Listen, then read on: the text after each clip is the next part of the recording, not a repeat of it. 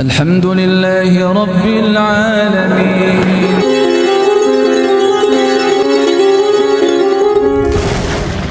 Jadi kalau kita masih diberi kesempatan umur dan kita sudah paham ilmu, kita sudah paham tuntunan, ya kita ada kesempatan untuk memperbanyak amal soleh itu, kita bersyukur.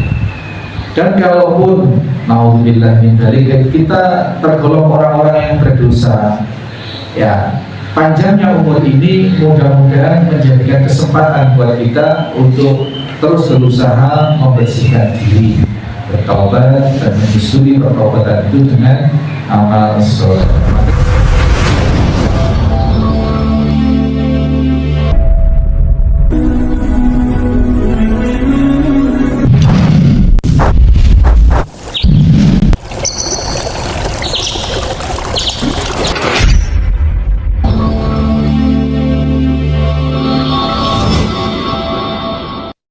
Bismillahirrahmanirrahim. Assalamualaikum warahmatullahi wabarakatuh.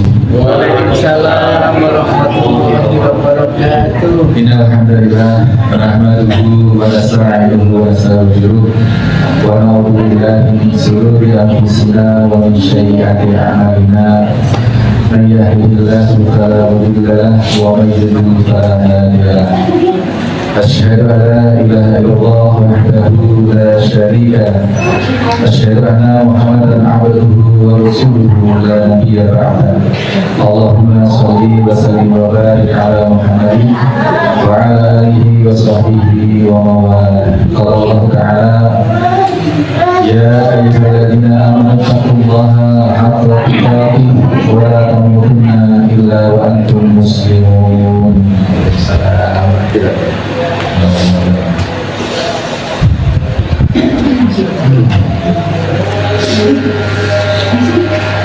Alhamdulillah, Bapak-bapak, Ibu-ibu, hadirin hadirat, saudara-saudari yang di majelis ini maupun yang tidak di majelis ini, rahimani wa rahimakumullah. Kita alhamdulillah kita panjatkan puji syukur kepada Allah Subhanahu wa taala sudah memasuki bulan Dzulqa'dah, yang bulan depan sudah bulan besar lagi, sudah kita berhari raya lagi. Waktu demi waktu dengan merasa bahagia kita lalui nih Pak. Ramadan berlalu, Syawal berlalu. Alhamdulillah. Artinya Allah masih memberikan kita kesempatan, peluang untuk terus bisa menambah amal soleh. Dan bagi kita yang masih punya dosa-dosa, Allah masih memberi peluang kepada kita untuk memberi kesempatan buat kita untuk menebus dosa-dosa itu dengan memperbanyak amal soleh pastinya, memperbanyak bertaubat dan memperbanyak kebaikan. Ittaqillah haitsu ma kunta, kita pernah bahas di situ, bertakwalah pada Allah dimanapun saja berada. Wa atbi'i syai'atal hasanata tamhuha. Dan kita susuli, kita ikuti perbuatan-perbuatan yang lalu yang dianggap tidak baik, kategorinya tidak baik, dengan perbuatan-perbuatan amal kebaikan, maka niscaya ketidakbaikan atau dosa-dosa yang lalu itu akan Allah hapuskan, insyaallah. Ya. Maka kesempatan umur dan kesempatan waktu yang masih Allah berikan kepada kita, kita syukuri dengan itu tadi, memperbanyak amal soleh, bertakwa kepada Allah, dan dengan satu pengharapan besar, jangan sampai kita nanti meninggal atau mati itu masih dalam keadaan tidak layak masuk surga, yakni dalam posisi wa'antum muslimun, sudah benar-benar kita diatur oleh Allah sebagai hamba yang sudah berserah diri sepenuhnya. Salawat serta salam kepada sekalian senantiasa kita haturkan pada junjungan kita Nabiullah Muhammad SAW, yang beliau kita nanti-nantikan, kita harap-harapkan syafaat beliau azizin Allah, dan syafaat itu akan kita peroleh dengan beberapa ketentuan, di antaranya ya kita mengikuti persyariatan Allah melalui yang beliau bawa, yang Nabi Sallallahu Alaihi Wasallam itu bawa, yang itu tuntunan Ad-Dinul Islam ini. Insya Allah di antara kita mengikuti tuntunan Ad-Dinul Islam adalah kita berupaya istiqomah mengkaji ajaran-ajaran Allah dan Rasulnya itu melalui majelis ilmu semacam ini. Insya Allah mudah-mudahan sebagaimana doa kita setiap pagi, ya Allahumma inni as'aluka ilman nafi'an, ya Allah ya Rabb, anugerahilah aku ilmu yang bermanfaat. Setiap pagi kita diajarkan doa pagi khusus seperti itu. Warizqan thayyiban, dan rezeki yang thayyib, yang baik, tidak hanya halal tetapi baik. Wa amalan mutaqabbalan, dan amaliyah dalam sehari ini nanti adalah amaliyah yang Allah terima sebagai amal soleh. Insyaallah kita awali pagi dengan sholat subuh berjamaah, zikir pagi yang isinya adalah komitmen kita untuk menjalankan sehari ini nanti berdasarkan apa yang Allah dan Rasulnya ajarkan. Tempo lalu kita sudah membahas masih dalam babu fil mujahadah, perjuangan yang sungguh-sungguh dari seorang hamba untuk melaksanakan ketaatan kepada Allah Subhanahu wa Ta'ala, yang perjuangan itu pasti membutuhkan pengorbanan. Setidaknya ya adem-adem sidik, dingin-dingin sidik, ya harus berwudu gitu. Dalam konteks yang wajib, sholat subuh, yang nawafil, yang sunnah-sunnah, sholat tahajud dan seterusnya. Adem-adem tidak perlu pengorbanan. Ngantuk-ngantuk dikit bangun. Ini mujahadah di antara, jadi tidak hanya disebutkan maknanya berjihad, berperang di jalan Allah. Gitu ya, kita doakan Allahumma fir lahum warhamhum wa'afi wa'funahum. Pasukan TNI kita 40 orang dibom oleh pasukan sekutu Israel dan Amerika yang lalu setelah melakukan penyerangan atau perlindungan kepada warga Palestina. Itu sukses melakukan penyerangan dan menewaskan beberapa tentara kafir dan meledakkan gudang senjata di sana. Tapi qadarullah malam berikutnya pas tengah malam ya, jam 1 dini hari itu, tanpa dinyana, tanpa dikira, serangan membabi buta dari pasukan gabungan Israel dan Amerika. Mudah-mudahan beliau semua syuhada, mudah-mudahan niatnya memang niat jihad fisabilillah dan Allah habis sebagai para syuhada, mati sudah dalam keadaan kosong semua dibawa pulang oleh Indonesia. Mudah-mudahan juga seluruh saudara-saudara muslim kita di Palestina segera Allah bebaskan dari penindasan, dari pembunuhan, dari penjajahan bangsa kaum kafir. Amin Allahumma amin. Hadis yang ke-99 kali ini berkata Imam An-Nawawi di dalam kitab ini, beliau menulis hadis yang ke-Al-Khamis, hadis yang kelima dalam bab fil mujahadah. Tapi dalam keseluruhan hadis ini menempati angka yang ke-99. Masya Allah, kita sudah ngaji 99 bab, 99 judul ini sejak kita masih merintis, tidak tahu berapa tahun yang lalu. Musola Al-5 sampai hari ini sudah 99, dan sering-sering satu hadis itu tidak selesai dalam 2 pekan, tidak selesai dalam satu pertemuan, sering-sering seperti itu, sehingga kita sudah tidak tahu sudah berapa tahun ya. Tetapi dari berapa tahun dan dari sekian banyak hadis itu tadi, berapa yang sudah kita amalkan sekalian? Ini harus kita berevaluasi diri. Al-Khamis, hadis yang kelima. An Aisyah radhiyallahu anha, dari ibunda Ummul Mukminin kita Sayyidah Aisyah, mudah-mudahan beliau mendapatkan keridhaan dari Allah Subhanahu wa taala. Annaha qalat, sesungguhnya beliau bercerita atau berkata, karena Rasulullah sallallahu alaihi wasallam, dulu Rasul sallallahu alaihi wasallam idza dakhalal asyra, apabila memasuki 10 hari, ini maksudnya 10 hari akhir Ramadan, Bapak sekalian, ahya laila, menghidupkan malam-malamnya. Ahya laila, di sini dikatakan ahya laila berarti 10 harinya itu dihidupkan, karena tidak ada kata-kata min. Kalau misalkan di sini ditulis ahya min laila, berarti di antara 10 hari itu ada di antara 10 malam itu ada sebagian, min itu sebagian hari.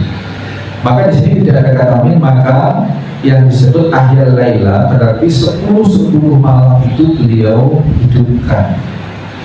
Itu wahai kalau ahlahu, dan beliau membangunkan keluarganya, supaya juga menghidupkan malam 10 hari akhir Ramadan itu. Kita selesaikan dulu terjemahnya ya Pak. Wajada, dan bersungguh-sungguh. Adik-adik kalau sudah nonton film wajada, manjada, wajada, itu maksudnya bersungguh-sungguh, ongguan apa, bersungguh-sungguh ya. Kemudian juga wasada, mengencangkan, al-mizar, itu sarung, mengencangkan sarung. Nah, bersungguh-sungguh di dalam beribadah artinya segala peluang yang ada di dalam segala peluang kebaikan yang ada di situ beliau kerjakan. Kemudian mengencangkan sarung, ini ada dua pendapat para ulama yang dua-duanya benar Bapak sekalian. Mengencangkan sarung artinya dia menahan diri tidak menggauli istrinya, padahal malam Ramadan itu boleh. Tetapi karena beliau ini menghidupkan malam 10 akhir Ramadan itu beriktikaf, wala tubashiruna wa antum akifina fil masajid, itu ayatnya. Orang kalau iktikaf itu tidak boleh berhubungan dengan istrinya. Ini menunjukkan bahwa yang dimaksud mengencangkan sarung di sini adalah tidak menggauli istrinya. Ada penafsiran atau pemaknaan lain dari mengencangkan sarung ini. Sebagian ulama menyatakan bahwasanya ini menunjukkan kesiagaan beliau, kesungguh-sungguhan beliau, kesiapsiagaan beliau untuk melaksanakan ibadah. Ya, seperti halnya kalau kita mau kerja itu, kalau kita sudah menyingsingkan lengan, melinting baju, itu sudah menunjukkan siap benar. Nah, maka pemaknaan yang kedua, mengencangkan sarung ini, wasadal mi'syar ini adalah menunjukkan kesiapan beliau sepenuh-penuhnya untuk beribadah. Muttafaqun alaih. Ini Bapak Ibu sekalian, ini Sayyidah Aisyah menceritakan hal ibadah Rasulullah SAW di 10 akhir Ramadan. Berarti apa? Ini kasusnya kasus Ramadan.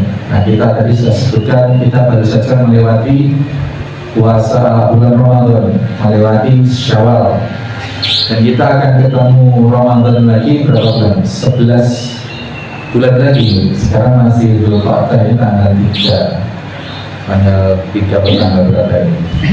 Artinya kita masih jauh, dan kita akan mengikuti ajaran Nabi untuk sepenuhnya sebelum akhir Ramadan itu kita totalitas untuk menghidupkan malam itu sepenuhnya dengan cara yang Allah, yang Rasul contohkan. Kalau Rasul ini ya etikaf, Kalau sebagian kita masih memilah-milah, oh iktikaf nanti di malam ganjil misalnya, ya nggak masalah juga. Karena malam ganjil itu ada nanti Lailatul Qadar, nggak masalah. Karena kita berburu Lailatul Qadar dan informasi syarat Lailatul Qadar itu berada di hari-hari ganjil, di 10 hari akhir di tanggal-tanggal ganjil, nggak masalah juga. Tapi tempo hari sudah kita kupas panjang lebar bahwa kalau ingin mendapatkan kesiapan yang prima, ibarat lampu itu sudah ada botolnya, ada sumbunya, ada minyaknya, sehingga nanti api yang menyambar dari langit itu akan mudah kita menyala.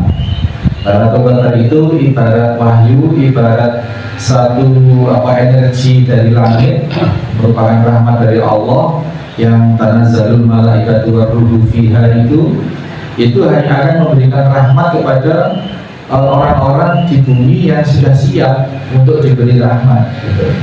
Seperti ada api menyembur-nyembur di langit, akan menghidupkan pelita atau damar yang sudah siap gitu. Damar yang sudah siap itu gimana? Damar yang sudah berupa damar, ada sumbunya, ada minyaknya. Kalau damar itu hanya ada botolnya tok atau ada sumbunya tapi tidak ada minyaknya, ya jangan mengharap api di langit itu bisa menghidupkan damar itu. Maka konsep kita menghadap atau mengharap Lailatul Qadar itu seperti itu Bapak sekalian. Semakin kita asah diri, semakin kita perdekat diri pada Allah, seperti kita menyiapkan minyaknya, ini minyak yang roh yang tertinggi, sehingga meskipun api itu jauh di ketinggian akan sangat mudah menyalakan pelita dalam hati kita. Itu diantaranya seperti itu. Nah, ini kesempatan ini akan datang lagi kelak 11 bulan atau 11 bulan yang akan datang. Mudah-mudahan Allah masih memanjangkan umur kita ya Ustaz. Amin. Gimana Ustaz kalau nanti 2 bulan lagi sudah meninggal saya? Terus seperti itu. Enggak gimana, tetapi kita dilarang untuk mengangankan kematian Bapak sekalian. Kita jangan mengangankan kematian. Saya tidak boleh. Kecuali kalau kematian itu akan membawa kemaslahatan, yaitu Rasul sudah mati dan sudah kita bahas itu. Kayak tadi di awal mukadimah kita sampaikan, kita tidak usah mengharap-harap kematian. Kita jalani hidup kita, mudah-mudahan Allah menyehatkan kita. Itu Allahumma inna nas'aluka salamatan fid din wal afiyatan fil jasad. Doa-doa kita kan itu selamat, doa selamat kita, sehat jasad kita. Maka artinya kita ya diberi kesempatan terus untuk hidup oleh Allah. Untuk apa? Sekarang kita hidup, ibu sekalian. Ya kalau kita dipanjangkan umur itu belum diambil oleh Allah itu tadi itu dua. Kalau kita ini sudah orang yang lentur beribadah, maka kita bisa menambah amal soleh kita, bisa menambah jaminan kita di sisi Allah untuk masuk surga. Itu baru sudah kita ceritakan ya Pak. Ada 3 orang masuk Islam ke Madinah, kemudian 3 orang ini berkenan tinggal di Madinah. Suatu saat datang perintah jihad, berperang di jalan Allah, ikut 1 orang, gugur sebagai syuhada, masuk surga.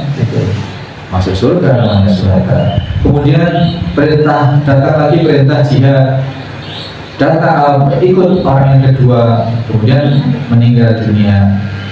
Terus belum lagi datang perintah jihad, orang yang ketiga ini meninggal di atas kasur Pak. Yang kemarin sudah dikatakan sih. Nah ternyata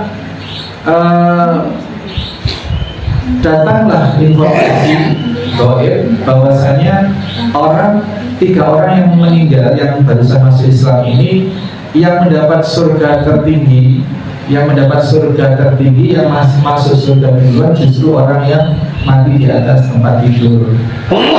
Karena menurut Rasulullah SAW, sebaik-baik orang muslim itu orang yang dipanjangkan umurnya oleh Allah dan dia melakukan ketaatan, melakukan amal soleh. Dan amalannya apa dalam konteks 3 orang ini? Orang yang semakin dipanjangkan umurnya itu dia mengamalkan amalan zikir subhanallah, alhamdulillah, la ilaha illallah, wallahu akbar. Semakin banyak kesempatan hidup yang diberikan oleh Allah, maka semakin banyak pula kalimat itu yang dilafalkan. Sehingga jangan heran kata Rasulullah, orang 3 ini meskipun yang 2 sebelumnya ini mati di medan perang sebagai syuhada, maka surganya lebih besar atau lebih mulia yang mati belakangan di atas tempat tidur. Ini adalah amal-amal soleh yang bisa kita syukuri atas umur kita Bapak sekalian. Jadi kalau kita masih diberi kesempatan umur dan kita sudah paham ilmu, kita sudah paham tuntunan, ya kita ada kesempatan untuk memperbanyak amal soleh itu, kita bersyukur. Dan kalaupun naudzubillah min dzalik kita tergolong orang-orang yang berdosa, ya panjangnya umur ini mudah-mudahan menjadikan kesempatan buat kita untuk terus berusaha membersihkan diri, bertaubat dan menyusuri pertobatan itu dengan amal soleh. Maka tidak ada benar-benarnya orang yang mengharapkan kematian itu. Biasanya ini orang-orang yang sudah putus asa, orang-orang yang sudah sakit tidak sembuh-sembuh, orang yang merasa hidupnya merasa gagal. Biasanya orang-orang yang mengharapkan kematian seperti itu. Tapi orang-orang beriman diwasiatkan oleh Nabi SAW tidak boleh kita mengharapkan kematian. Kalau mengharapkan saja tidak boleh, apalagi berbuat yang menyebabkan kematian, baik sengaja maupun tidak sengaja. Saya harus ngomong seperti ini sungkan sama Pak Zirul. Misalkan merokok ini jelas-jelas menggerogoti kesehatan. Ini menggerogoti kesehatan, dan itu bisa menjadikan jalan secara fisik mempercepat kematian. Tetapi juga ada dalil dari orang-orang yang suka merokok. Ustaz saya itu merokok, teman saya tidak merokok, kok matinya duluan teman saya begitu. Ada seperti itu. Tapi secara kronologis sunatullahnya orang yang merokok ini adalah orang yang tidak memelihara, tidak berikhtiar untuk memelihara harapan hidupnya, karena memang betul-betul merokok. Maka Muhammadiyah kemudian membuat kajian dalam takjih itu jatuh hukum haram. Tapi karena bagi sebagian yang merokok mengatakan mengharamkannya kaset itu usaha kadung nyetet yang merokok, jadi tetap merokok. Ya, jadi ini babakan merokok dan banyak hal, ya tidak hanya merokok. Misalkan minum-minuman khamr, jelas-jelas itu merusak, tidak hanya merusak fisik tapi juga merusak mental, merusak macam-macam. Khamr, di antara khamr itu kemudian ada ganja, morfin dan seterusnya. Di satu negara, di satu negeri ada yang ganja morfin tidak diharamkan, tidak dilarang, sehingga penduduknya di pinggir-pinggiran itu, di kota-kota itu kayak zombie gitu. Sudah kayak zombie, hidup nggak hidup, maju mati, di jalan-jalan jalan juga tatapan yang kosong itu ada viral itu. Nggak tahu di daerah Amerika Latin atau mana gitu. Ini di antara. Jadi kalau menghangatkan kematian saja tidak boleh, apalagi berbuat yang bisa menyebabkan kematian baik sengaja maupun tidak sengaja. Orang yang minum khamr itu, orang yang merokok itu, dia tidak merasa tidak merasa melakukan perbuatan yang bisa menyebabkan kematian. Tetapi hakikatnya itu melakukan itu tidak boleh. Apalagi kalau melakukan perbuatan yang bisa menyebabkan kematian saja dilarang, apalagi kemudian nyata-nyata bunuh diri.